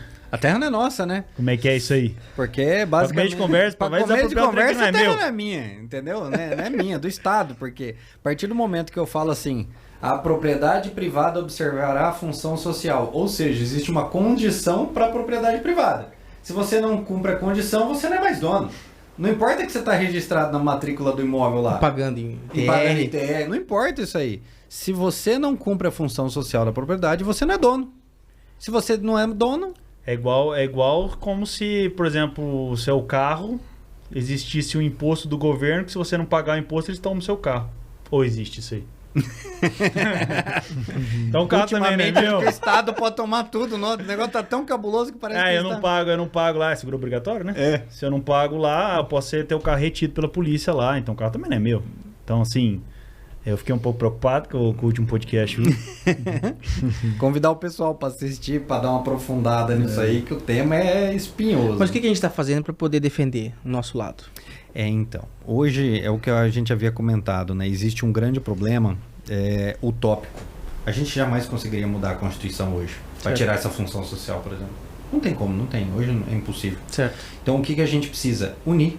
Os produtores se unirem, empresas que fomentam o agro se unirem com o agro, porque se não existe atividade primeiro, que é o que eu gosto de chamar, né? Porque sem a atividade dentro da porteira, não existe nenhuma atividade fora da porteira. Tudo começa lá dentro. Não tinha nem esses microfones aqui. Não tinha nada. Sim. Então a gente precisa se unir em comunidade, seus vizinhos, fomentar que as pessoas vivam ali em comunidade, para que quando houver um problema de invasão, quando houver esse tipo de problema, as pessoas estejam engajadas a ponto de falar assim, opa, você não precisa nem chamar o Estado. Já reúne os produtores rurais. Vamos resolver, vamos ver o que está acontecendo. Pega um sindicato, uma associação, por exemplo, oficia a polícia militar, falando, pessoal, está tendo uma instabilidade social aqui, nós queremos resguardar o patrimônio, porque invasão de terra é crime. E deveria ser tratado como crime. E não como política social. Porque não é crime invasão de terra. Exatamente. Entendeu? Então são esse tipo de coisa que eu acho que a gente precisa focar. É focar na união dos produtores rurais. Você pega, porque muitas vezes você tem, quando a gente fala aí de reforma agrária, né, do INCRA, você tem lá os produtores assentados, que são trabalhadores, que tem a sua família, que trabalham sol a sol. Agora você tem também aqueles que estão acreditando, às vezes, num discurso de um cara mal intencionado, falando, nós vamos dar as terras para vocês, e usa essas pessoas, manipula elas para fazer uma invasão ao negócio com interesses escusos, né? Então, na verdade, você tem lá os assentamentos, os assentados, pessoas trabalhadores do agronegócio, e você tem o outro lado, que é essa turma da invasão de terra aí, que são criminosos, né? Invasão é crime, como você comentou. A gente vê muita deturpação disso aí. E outra, a quantidade de áreas que hoje já tem distribuído para reforma agrária. Não, e muitas vezes você falou improdutivas, dos produtores ociosas, áreas ociosas distribuídas para reforma agrária. Tem um dado de 2016, salvo engano, antes do censo pecuário, que tinha 21 milhões de hectares ainda ociosos da reforma agrária. Que foram nossos, já tinha sido desapropriado, mas como é deles, não, entendeu? Então são questões completamente absurdas. Você tinha falado, né, que é quase 40% das áreas, né? Hoje o tamanho da área da reforma agrária beira 89 milhões de hectares destinados à reforma agrária. Mas ainda assim, tem mais terra para índio. Ixi, eu tô treta aí. 109 milhões de hectares distribuído para índio, sem produzir quase nada, só no mato. Então, assim, poxa... assim, poder fazer que eles produzam na terra deles. A grande discussão é a seguinte: será que essas políticas públicas talvez não estejam desatualizadas, ou estejam focando no lugar errado, ou estejam... às vezes eu fico me perguntando, será que os caras não precisam dar uma renovada nessa legislação? Eles estão focando na coisa errada? Independente da legislação, eu acho um espaço muito curto de sensacionalismo quando se trata da questão política e não o privado. Pela minha experiência, eu vi cases de sucesso de quilombola no norte do Espírito Santo, no sul da Bahia. Eu vi um case de sucesso que atende muito varejo alimentar no sul, de reforma agrária, que já tem mais de 100 itens, né? Então, sim. Então, eu entendo assim, muito bom montar associação, dar palestra, assim. Só que quem tem a gestão de competência somos nós que estamos no privado. Porque às vezes a pessoa vem a campanha política, ela é em curto prazo, ou abandona o processo. E a gente continua trabalhando a gestão de competência com o pequeno, com o médio e com aquele que de repente tem a terra que ela tem que ser legalizada. Exatamente. Ok? Então assim, e por eu ter vindo do varejo alimentar também, de uma grande rede de varejo, a gente sempre valorizou o produtor rural. Tanto é que a gente criou um CDI especializado, o grupo criou, para que fortalecesse uma compra mais saudável e mais rentável direto com o produtor. Ao invés de passar por algumas conexões que acaba sendo predador na precificação e quando chega na banca está super majorado, mas o agricultor está sangrado. Eu tive esse problema quando eu criei, a gente foi procurando eliminar um interlocutor, a gente encheu na época 2 caminhonetes com 60 caixas de mamão, começou no Espírito Santo e foi degustando para cadastrar todo no varejo alimentar. Nós fizemos, está todo mapeado esse processo. Então, assim, por eu ser uma pessoa apolítica e a favor da vulnerabilidade e do fortalecimento no mercado de capitais do agronegócio também, então eu vejo muita oportunidade, porque eu entendo que muitas pessoas do agro, por mais que é o cara que está lá simples, tem só o primário, ou é nós, porteira, nós vai, mas tem muito potencial de criatividade para a terra. Então, eu acabei vendo todo esse potencial do agro, né? Então, às vezes eu vejo comissão, eu vejo isso, então assim. Então, hoje eu me sinto satisfeito e comprei a ideia da Fazenda Rentável, que era isso que faltava no mercado de capitais. Pessoas com gestão, com seriedade, trazendo pessoas que estão lá sentindo na pele o que é o agro, mas juridicamente se qualificou para entender quais são as leis, juízos de valor e juízos de direito. Exatamente. Nós temos que analisar esses 2 valores, né? Então, às vezes, pessoas me procuram do setor político. Eu sou político. Eu trabalho com inteligência emocional, eu trabalho com inteligência imobiliária e a gente pensa um pouquinho acima da média para poder potencializar negócio. Então, como eu viajo boa parte do país... E eu tive uma experiência, quando eu cheguei no sul da Bahia em 2007, né, que eu fui trabalhar a questão do agro, voltado à questão do fruticultura, teve um dia que me chegou com 2 anos e eu chorei, entendeu? O cara recebeu uma porção de farinha na mão. Falei, opa, para com tudo isso, tem que ter banheiro, tem que ter higiene, tem que ter refeitório. Peguei pesado, entendeu? Foram um bom tempo, os fazendeiros começaram a se conscientizar que tinha que ter gestão. Porque isso gerava uma revolta, que aí gera invasão, que aí o cara passa a ser alienado. Agora, quando você passa a trabalhar a gestão de competência e passa a valorizar o capital humano do cara que está lá na agricultura, então ele passa a falar assim, eu também tenho competência. Então, assim, eu aplicava muito audiovisual, porque a maioria deles na colheita de mamão, em torno de 1.800 pessoas, o cara era analfabeto, o cara não sabia ler, não sabia escrever. E a gente pôde orientar a engenharia financeira, a gente foi orientar a questão social da mulher, com a questão de eliminar muitos fatores de vulnerabilidade. A gente foi ensinar o pessoal a estudar e tive conflito, porque assim, ônibus tinha que levar para... não pode estudar. O pessoal, se queria estudar, chegava às 5 horas da manhã para trabalhar.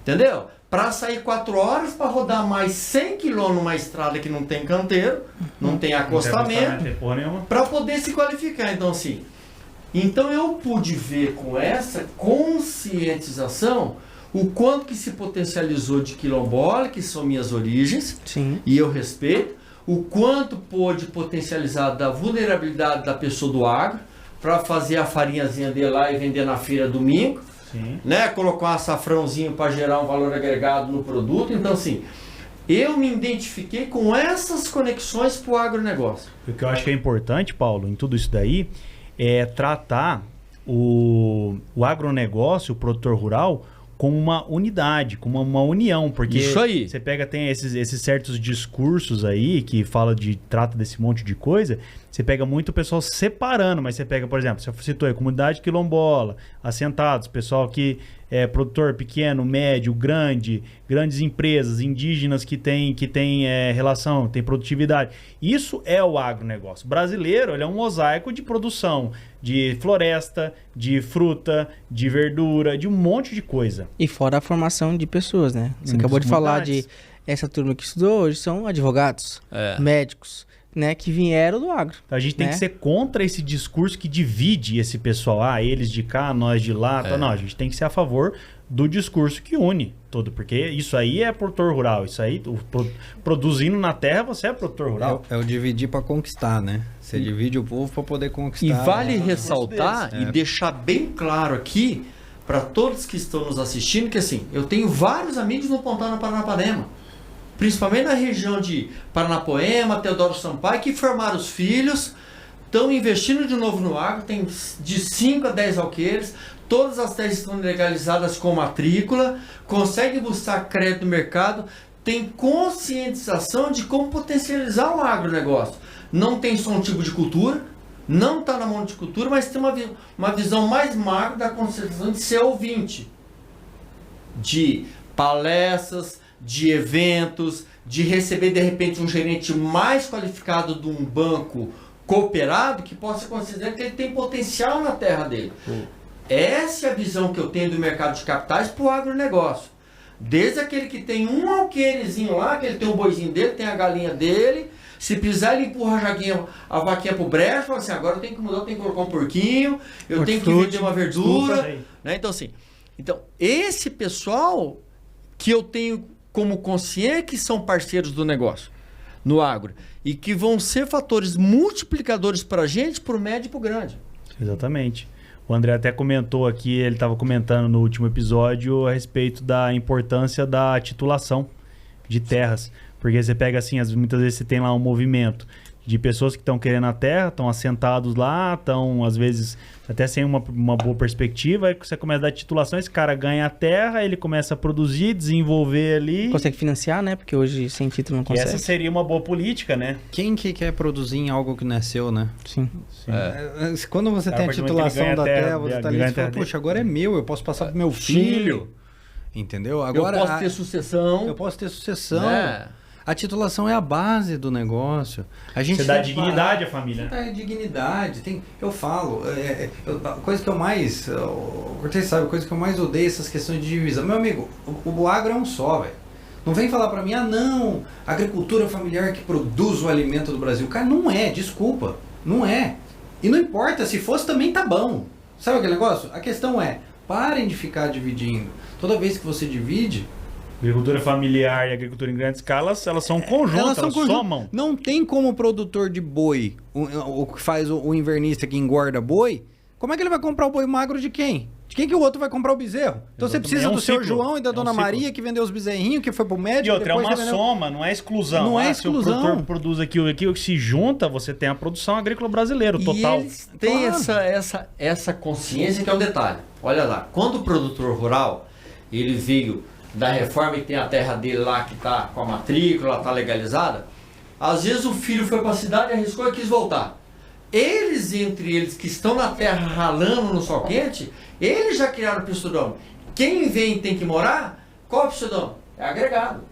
Por quê? Porque o cara, ele vai passar a ser agricultor a hora que ele der valor e continuar trabalhando junto com o pai, com o tio, com o avô, ou o que quer que seja. Então, eles também têm essa inteligência emocional de saber dividir quem está junto com eles ralando no dia a dia no sol quente. Exatamente.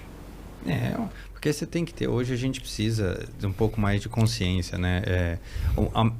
O marketing contra o agro que pesa, que são os mitos que a gente fala, né? A gente brinca no quem alimenta o Brasil, né? Que é aquele mito. Quem alimenta o Brasil hoje, você joga no Google, vai estar lá. Agricultura familiar alimenta o Brasil.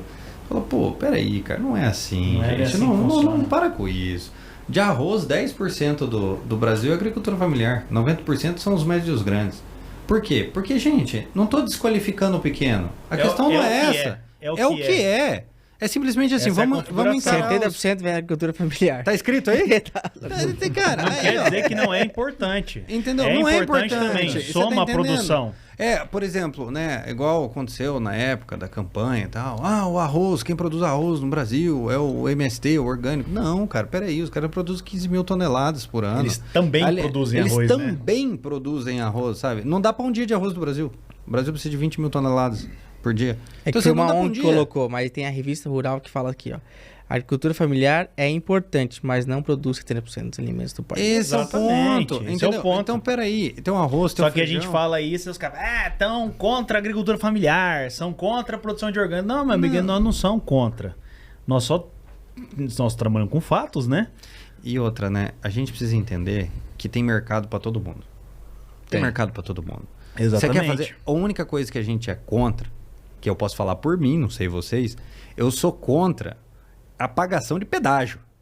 É ser obrigado a fazer algo. Nós estamos trabalhando com a iniciativa privada. Eu contra esse negócio aí também, viu? Entendeu? Você quer produzir orgânico? Beleza, produz orgânico. Produz lá. Mas eu não quero produzir orgânico. Beleza? Não produz orgânico. Eu quero produzir boi extensivo. Eu gosto de ter 1,5 A por hectare, né? Que é uma unidade animal por hectare de 450 quilos, por exemplo. Ok. Beleza. Eu quero ter 5, 6 porque eu tenho um intensivão na minha propriedade, eu tenho confinamento, eu tenho semi-confinamento, tenho TIP. Quero trabalhar com HPO. Beleza, cara. Nelore pintado. Segue sua vida, sabe? Então, assim, é isso que as pessoas precisam entender. O que não dá... Liberdade. Igual o Paulo tinha falado, o que não dá é ficar enchendo de intermediário a produção. Porque aí você encarece o alimento da gôndola e encarece de quem produz. É isso que não dá pra fazer. Toda hora tem um novo pedágio. Porque agora tem que ter um selo, não sei das quantas, porque senão o Amazônia pega fogo. Pô, aí a arroba do boi já cai na gôndola. Aí vira uma confusão. Já vira um negócio. Você vai implementar o pedágio pro cara do mamão. O cara do mamão já cai o lucro. Você tem que tirar os intermediários. Aí vira um dominó. Pô, aí não dá, cara. Aí não. Eu acho que vai. assim, resumindo toda essa questão aí, nós 4 aqui, eu acredito que somos a favores da liberdade individual, meu amigo. Isso. Da propriedade privada, liberdade individual. Meu amigo, da porteira pra dentro aqui da minha área, eu escolho o que eu quero fazer. E eu com certeza vou desenvolver uma atividade que dê lucratividade. Senão não vou fazer que dê dinheiro, senão não sustenta. A pessoa fala, você deveria plantar isso, deveria plantar aquilo, tal, foda-se o mercado. Meu amigo, se tem cultura X, Y, Z, eu escolho a cultura aqui por causa da lucratividade, Todo mundo precisa de dinheiro para sustentar. É a aptidão e a lucratividade. Né? Por isso que é importante, né, a gente conscientizar a turma que tá a gente assistindo para verticalizar. Hoje a internet está aqui, né? Tem vários mentores para ensinar a gente a verticalizar e a gente pode vender direto. Né? Então existem várias formas de fazer venda direta. Inclusive nós estávamos falando aqui nos bastidores, né? Em vez de vender arroba de boi, né? Já estamos estudando operações para vender quilo de carne. Né? Porque nós, consumidores finais, compramos quilo de carne. Ou você compra arroba de boi. Né? Chega lá no açougue e fala assim, eu quero .05 arroba. Vem pra mim Isso é um sonho assim, que eu sempre tive pro Brasil. Principalmente com uma questão de atender mercado interno direto. Sabe, o produtor ele já mandou o boi que já tá... Ele vendeu por quilo, isso aí já vai direto pro açougue. Tem que ter o exportado? Tem que ter o exportado também. Mas a gente eliminar intermediários na produção, a gente poder agregar valor no produto, e agregar valor não significa também vender mais caro, mas é ter segurança de venda, porque às vezes a gente também não tem essa segurança de venda. Meu povo, eu sei que esse episódio tá bom demais, mas uma pequena pausa só pra gente falar dos nossos patrocinadores, que são empresas maravilhosas. Quero falar pra vocês da Arte Faca.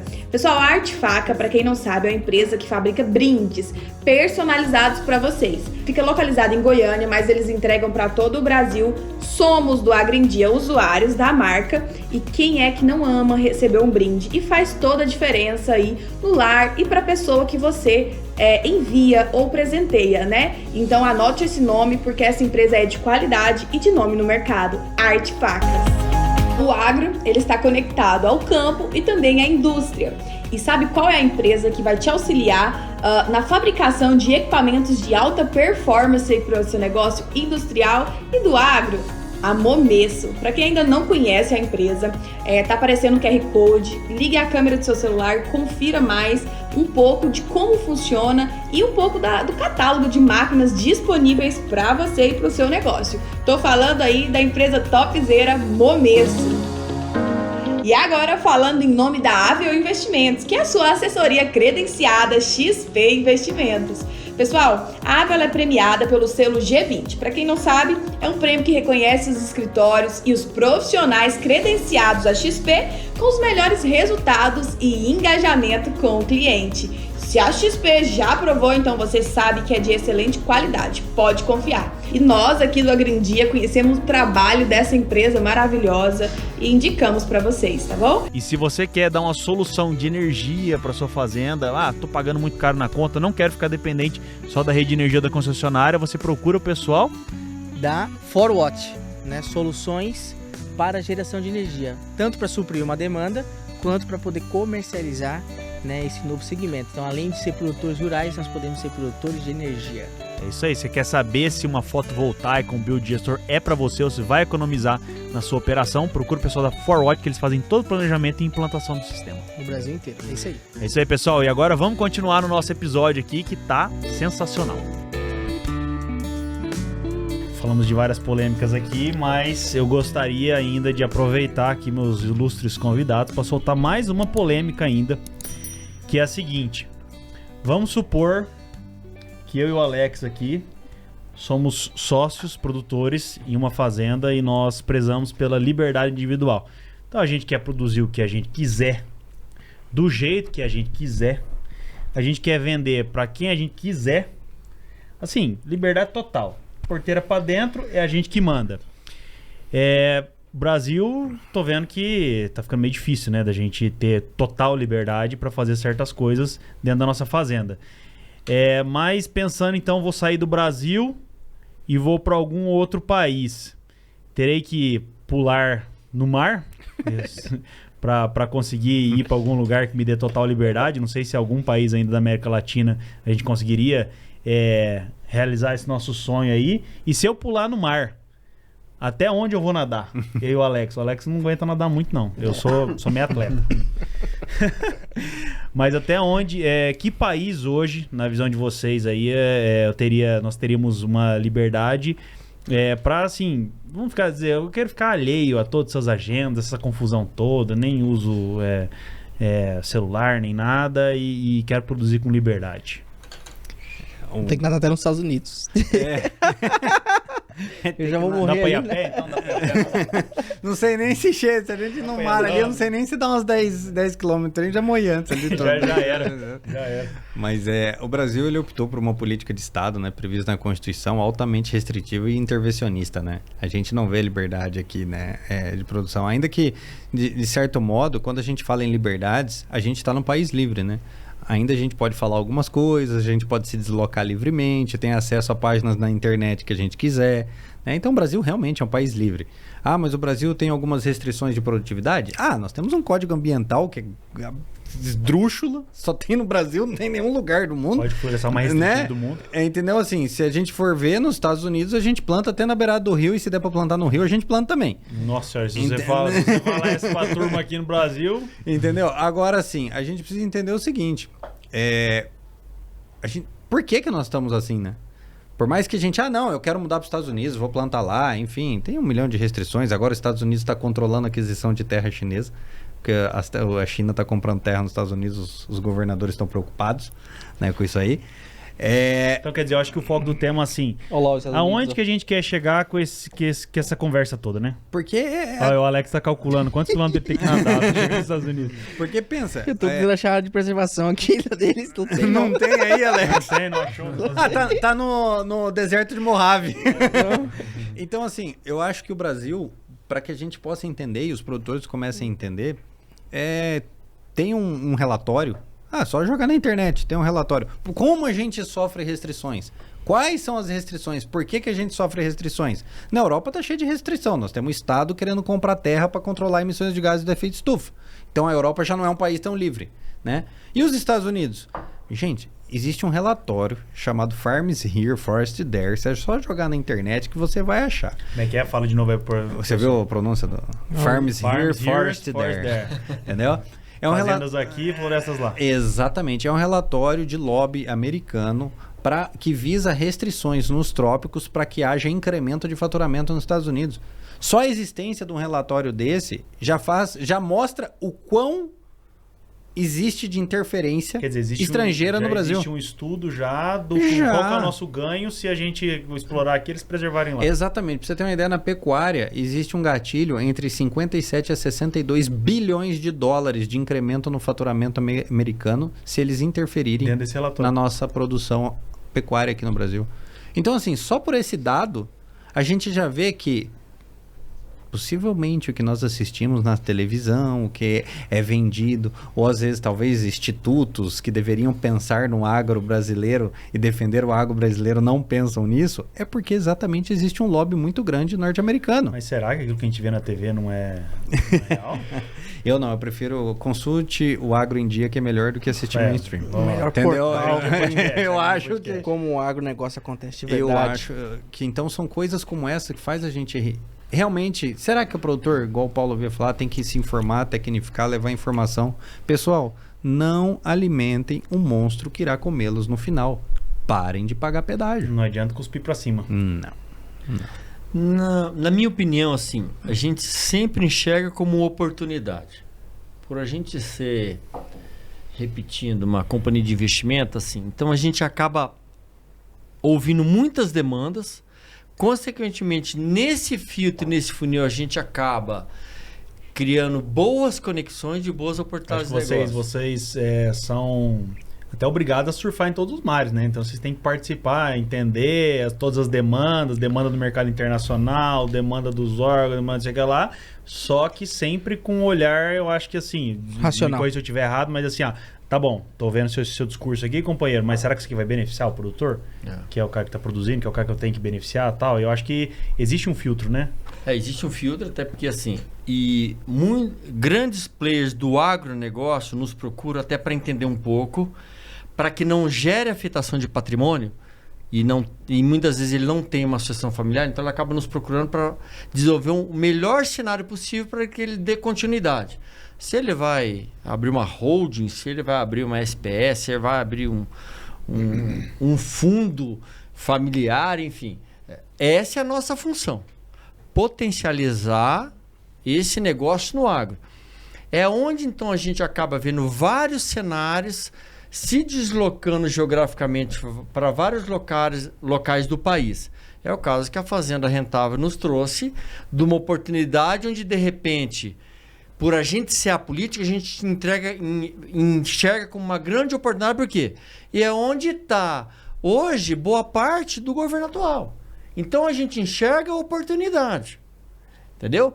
Por conta do mercado de capitais. Então a gente respeita se é o Zé ou se é o Tomé. Porque a gente é neutro para potencializar rentavelmente no mercado de capitais do agronegócio. E abrir e mostrar para os nossos demandadores, que são os nossos real consumidores, né? Porque hoje a gente exporta 70% do que a gente produz, o que a gente está fazendo. Né? Então, quando a gente mostra uma fazenda onde a gente preserva 35%, depende da região, até 80%, depende da região, certo? E mostra, né, as boas práticas que já estamos sendo aplicados, né? A gente começa a quebrar o paradigma das pessoas que nos vendem, né? Que a mentira contada várias vezes vira verdade. E é isso que a gente quer quebrar dentro do Agro em Dia, né? Por isso que encurtar o espaço do atravessador é levar a informação de forma certa e correta do que a gente está fazendo lá no campo, né? Então o canal Agro em Dia foi montado para isso, né? Para desmistificar, como é que fala a palavra certa? Desmistificar. Desmistificar. E quebrar o paradigma que o agro não tem voz, né? Sim, temos voz, nós temos vários especialistas, né? Quando a gente fala de agro, a gente não fala só de pecuarista ou de agricultor ou de hortifruti, granjeiro. Meu amigo, se você tá ouvindo um discurso na internet, você avalia se o cara é produtor rural, ou se ele é comediante, ou se é cantor de funk, ou se é qualquer outra atividade que não é ligada ao agronegócio. Escute especialistas, escute quem tá no campo. E não precisa ser especialista que é formado em Harvard nem nada, mas aquele cara que às vezes nem tem formação técnica nenhuma, que tá lá no campo, ele entende muito mais da demanda do agronegócio do que muita gente, muito Isso. economista formado por aí que nunca pisou numa fazenda. E ter, né, profissionais para defender essa causa, né? Então, ter advogados, né, ter economistas, né, para poder defender a nossa causa também. Claro. Que são filhos de produtores ou até produtores que estão na atividade, né? Porque hoje um fazendeiro ele sempre é multidisciplinar, né? Ele tem a sua fazenda Ele e tem que entender um pouco de cada automaticamente coisa, né? ele, né, empreende na cidade, né? Tem o seu negócio urbano e está defendendo ali a sua classe, né? Então hoje o país é 40% agro, né? Então 40% do nosso território são fazendas. Então nós somos uma grande fazenda e aí a gente tem que criar conteúdo mostrando o que, que a gente faz, né? Tanto em português, inglês, né? Tem o James aí agora entrando na parada, a gente vai começar a levar a informação do que a gente está fazendo no campo para os demais mercados. Para quê? Para a gente quebrar esse paradigma que tem contra nós, né? Porque na real essa mídia, esse marketing que é criado que não é feito por nós, né? Chega neles. Tanto que quando a gente conversa, né, com vários demandadores lá fora, eles têm uma visão que nós somos o pior, né, gente do mundo. Desmatador, né, produção de metano e etc. Mas na real... E coloca comida no prato deles. É. O cara come assim, puta que parece esses produtores. E comendo a picanha lá, cortando a picanha. Fala, esses caras ficam jogando carbono, para a picanha e manda a picanha fazendo com ouro ainda, né? Com ouro na picanha. Que saiu de mineração brasileira também, às vezes, né? Esses filha da mãe. Tá aqui, majorado já. lazarenta, posso falar palavrões? Filha da puta aqui. E manda picanha pra dentro. E se for vegano também manda. A gente também produz vegetais, velho. Claro, também manda, exporta. claro, O cara claro. tá comendo hambúrguer de soja lá também xingando a gente. Mas eu vejo que a cada dia que se tem uma reunião e traz para o agro informações privilegiadas, né, e que são avassaladoras para poder potencializar, assim. Hoje mesmo a gente teve uma experiência, eu e Alex, com mentes brilhantes, que a gente conseguiu navegar em tão pouco tempo em 140 países. Porque a pessoa trouxe oportunidade para 140 países voltado ao agronegócio, né? Missão, valores, conexões, abertura de novos mercados, fortalecer e potencializar toda essa cadeia de produção para que ela possa se fortalecer na cadeia alimentar. Então a gente teve essa experiência hoje na prática. Então realmente o agro vai crescer, ele vai prospectar boas conexões, né, doutor? Tá vindo aqui, então assim, é importante depois, agora que a gente criou esse vínculo, esse laço de potencial nosso de mentes brilhantes pro agro, São os defensores do agro. a gente vai ser um propulsor. É isso, um propulsor. É isso Ok? aí. Viu? É só deixar o agro trabalhar. Só deixar trabalhar. Não atrapalhe, Estado. Pai, Exatamente. Estado, não atrapalhe. Deixa a É gente só trabalhar. não atrapalhar que a gente voa. Então, moçada, nós voltamos ao estúdio hoje, né, para um assunto muito importante, que são, né, os defensores do agro. Nós temos aí vários defensores, economistas, advogados, engenheiros, administradores, né, banqueiros. Nós temos banqueiros, nós temos dono de fundo de investimento, todos voltados para a cadeia produtiva, né, pensando num agro melhor, pensando num agro unido que possa fazer as coisas com liberdade. E Né? temos comediante e cantor também, que também defende o agronegócio. É muito, viu? Temos Não pode cantores, generalizar. né? Então eu queria agradecer aos nossos dois convidados, né, pra gente falar um pouquinho desse tema, que é muito importante, porque a gente normalmente deixa no mudo, né? Deixa eles falar, mas se deixarem falar, vão falar por você, né? Isso faz com que você não se defenda, né? É que nem você ser preso e não ter o advogado do lado, né? Então a importância, né, da gente tocar aí um pouco esse assunto, sei que ele é um pouco engraçado, porque nós estamos levando um pouquinho pra sátira, né? Mas na real é um porque assunto extremamente chega- importante. Chega a ser engraçado, né? As coisas que a gente É tão vê no bizarro, dia a né? dia, É bizarro. chega a ser bizarro. A hora que a gente vê lá, pá, acorda de manhã com a puta da notícia, fala, mas da onde o cara teve a criatividade de tirar isso? Aí você começa a ver em todos os veículos de mídia mesmo, levando, mas não é possível, cara. Será que o cara que escreveu isso aqui já foi numa fazenda? É isso. Então chega a ser engraçado, né? A gente tem que tratar com um pouco de... E a gente tá rodando, né? Na segunda temporada, estamos rodando o Brasil inteiro, né?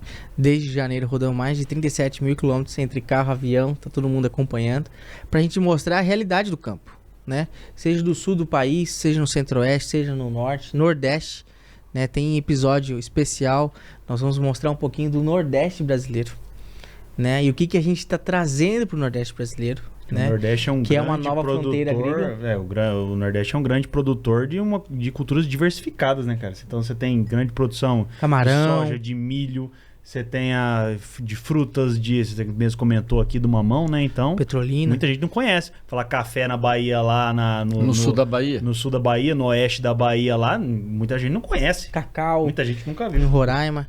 Então a gente vai começar a mostrar um pouquinho. E também vamos pra fora, né? Vem aí Agro em Dia Internacional. Estamos indo pra Israel em junho. Né? Estamos indo com uma comitiva de produtores rurais, onde nós queremos aprender, né? Porque o pior lugar do Brasil produtivo não chega no melhor lugar deles, que é Israel. O ruim nosso, né, é párea perto do ruim deles. O ruim deles é muito ruim. É muito ruim. Lá chove 100 milímetros por ano, O planta solo 100% é na completamente areia. diferente. E outro, solo raso, né? Não tem uma coisa assim? Bom, nós Isso. vamos descobrir lá, É. vocês acompanhem Vamos mostrar aí, que nós vamos mostrar pra vocês. O que os judeus estão fazendo e fazem isso há mais de 60 anos, né? E vamos aprender com eles. Não só a questão de produtividade em lugares áridos, Tecnologia. né? Mas também o trabalho de forma coletiva, né? A gente vai conhecer um pouquinho os kibbutz, né? Que é uma fazenda que fomenta a outra, que é uma coisa que a gente vai trazer para o Brasil também, né? A gente tem um trabalho disso no Sul muito forte, que é o cooperativismo, né? Que são as cooperativas que tem várias atividades Muito forte. dentro de uma fazenda. Nós temos hortifruti granjeiro, nós temos agricultura, nós temos agroindústria dentro de uma própria fazenda, e lá eles fazem isso de forma eficiente e produtiva, né? Então a gente vai estar mostrando um pouquinho esse conteúdo e democratizando a informação para a gente importar, principalmente para uma região que precisa, né, de soluções produtivas, que é o Nordeste do país, né?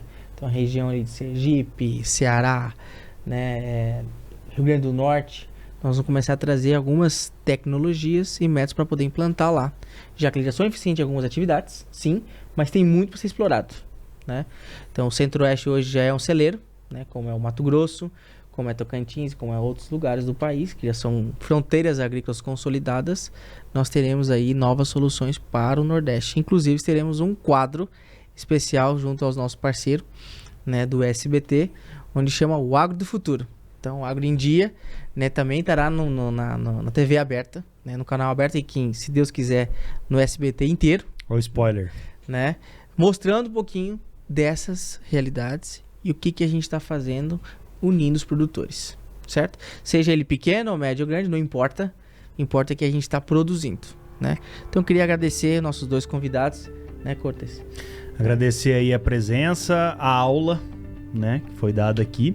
É muito bom ver a visão de dois grandes profissionais em defesa do agronegócio. É isso que a gente faz aqui no nosso dia a dia, é sempre defender o produtor rural, É o nosso defender hobby. o agronegócio, é o nosso hobby.